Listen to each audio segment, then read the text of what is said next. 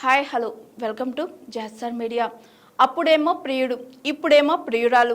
Big boss 10లోకి ఈ crazy beauty పక్కా.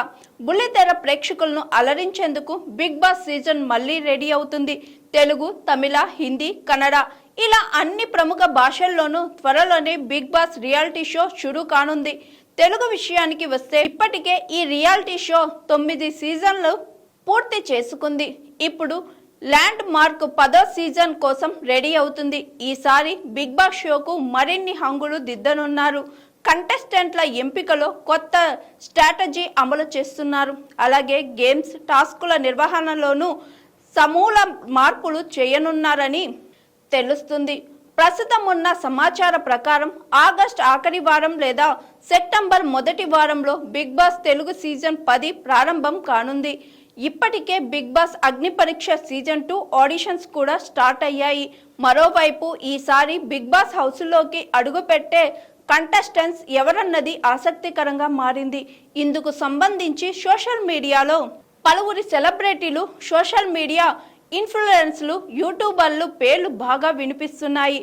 పల్లవి Gowda, Tejaswini Gowda, express Hari, Jabardasth Nookaraju, rocking Rakesh, Aata Sandeep wife Jyothi, social media influencer Nandu's world alias Nandu, royal MC Ramana, Shiv, attitude star Chandrahas, writer Kadali Satyanarayana, వర్ష, పవిత్ర, వర్షిని ఇలా చాలా మంది హౌస్లోకి రావచ్చునని తెలుస్తుంది.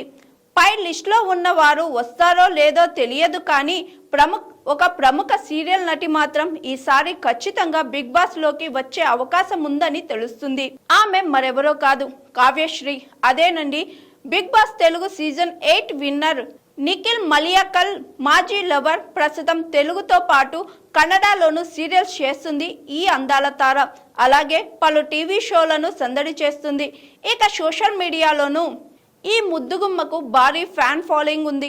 కాబట్టి ఈ సొగసరిని ఎలాగైనా బిగ్ బాస్ హౌస్లోకి తీసుకురావాలని ప్రయత్నాలు జరుగుతున్నాయి. ఆమెకున్న క్రేజ్, ఫాలోయింగ్ దృష్ట్యా ఎంత పారితోషికం అడిగినా బిగ్ బాస్ నిర్వాహకులు ఇచ్చేందుకు రెడీగా ఉన్నారని సమాచారం. గత సీజన్లోనూ ఈ ముద్దుగుమ్మ పేరు వినిపించినా హౌస్లోకి రాలేదు.